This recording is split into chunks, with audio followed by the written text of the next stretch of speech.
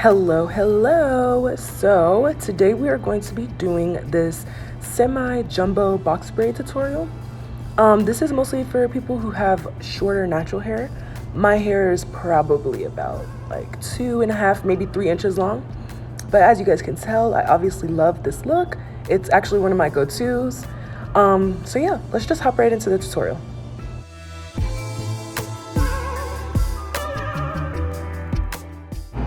So I just take my rat tail comb and I'm gonna part where I want my next part to be before I start making my boxes. I know when my hair was a little bit shorter, this part was like the most frustrating for me. Even in the back, this is the frustrating part. But I found that if you like run gel, like take a little gel on your hands and just rub it like along where you want the line to be and then start to create your line, it just kind of makes the hairs a little easier to stick down where you want them to go. But for the front, I just kind of did it after. So this is me running the gel along my line on my part. So again, if it's frustrating for you, you can do this before you do the part. That kind of just makes it easier. But you see me like pushing the hairs away just so that they can get out of the way, and it makes it a little easier.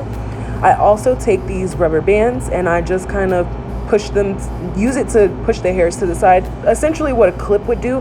I just find that it's easier to use the rubber bands for me because I can use literally as many as I want and just like scrunch all the hair up and make it as tight as I need to so that my lines and my parts are pretty even and perfect.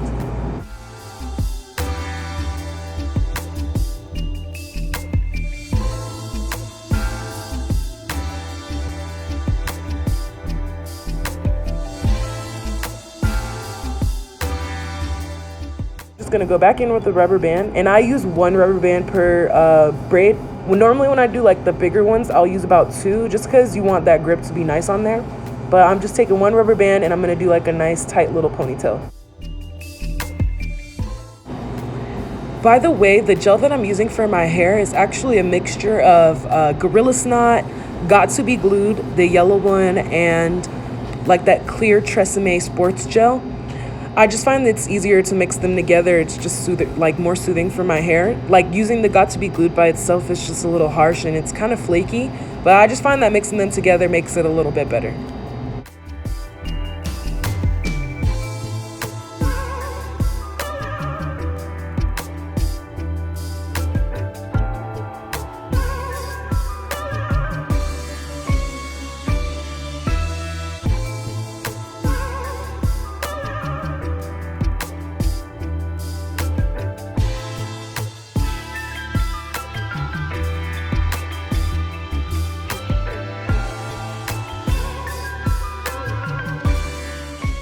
I just got some black and gold braiding, like 100% Kanekalon braiding hair. I actually went to a different beauty supply store than I normally go to just because I was in like a different area. These packs were 2 for $5. The yellow ones were 2 for $5. And then if you see on the left side, I have these purple ones, and those ones were 2 for $6. They just have like a little bit more hair in them than those. I normally pay about $1.99 a pack, but I was a little disappointed, but I got about 8 packs of those. And then I also got these little gold hair accessories. You see these a lot, but I got 2 packs of these and they were $1 each. And they have about 10 like little beads in them. So finally getting into the braids. I use this little door coat rack thing to basically like portion the hair. So I'm opening the first pack right now. I got about 3 or 4 braids out of each pack. So I'm just gonna show you guys real quick how I feather my hair. Basically I just start in the middle and like claw in between the hair and just slowly start like pulling away. Not until I like literally can't anymore, but until it just starts getting like a little tough, like when I get to the ends. And then just grip the middle and then like, this is key because you can lose a lot of hair if you do this like aggressively. So like starting at the bottom and then just kind of like tugging your fingers a little bit through it.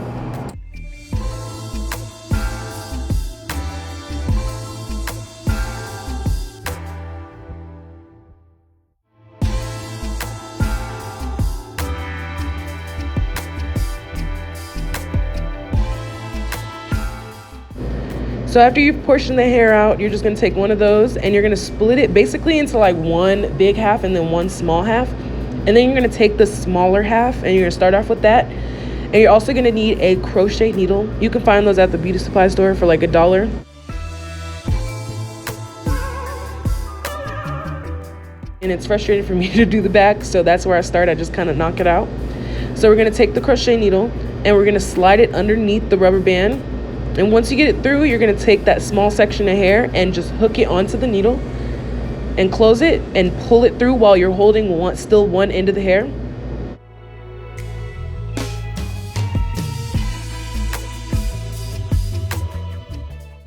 So next you're just going to take the bigger part of the hair that you sectioned out and you're going to overlap it with the smaller one and you're just going to braid how you would normally braid.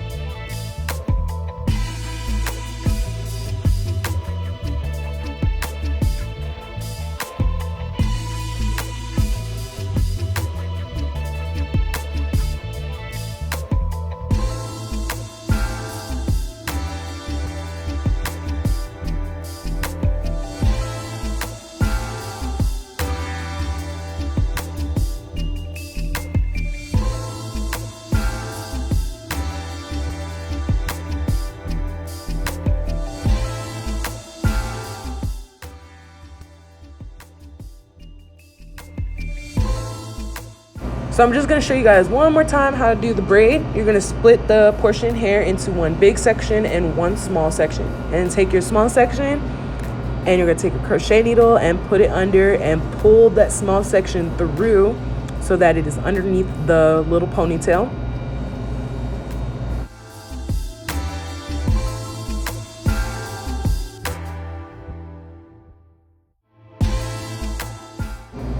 So now you're going to take the bigger piece and you're just going to take it and put it over the ponytail, the little ponytail, and you're just going to again braid how you would normally braid. I'm a little bit more careful with the tucking in the front of my head just because I can see it a little bit better.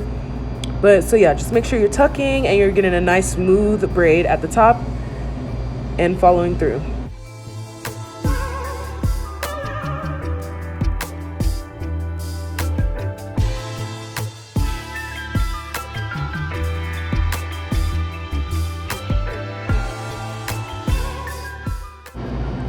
So this is like the semi-final look before boiling and adding the accessories.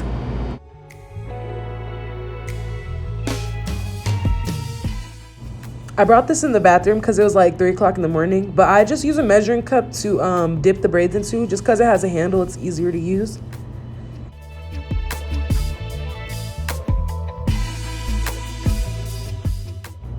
So what I'm gonna do right now is I'm just gonna dip the ends, and that's just because when I'm using the measuring cup, sometimes if I try to squeeze all the hair in there, it'll get all curly and twirled up, and then after I pull it out of the boil, it'll stay like that.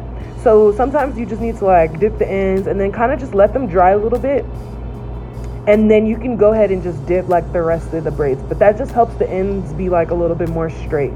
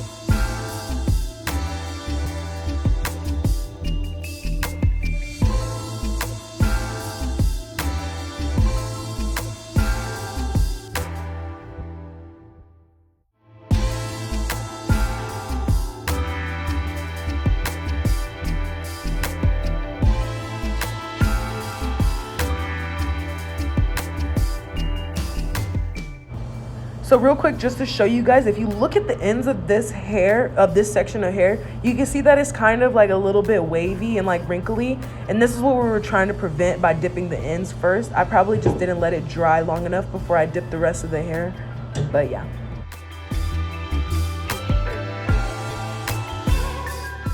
So now I'm just taking that same section of the towel that's wet, and I'm gonna rub it all through my roots and all over the top part of my braids, just to essentially do the same thing like when you're boiling your braids, but rubbing it on the top. This is so relaxing to me, and it feels so good on my scalp.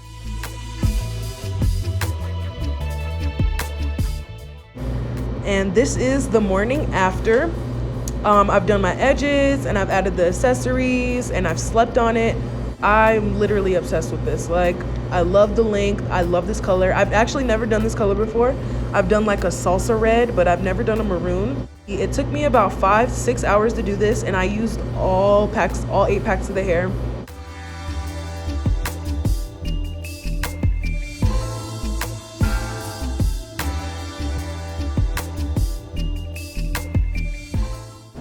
So this is the final look. I hope you guys love the video because I love making it, and I will see you next time on Keeping Up with Kiera.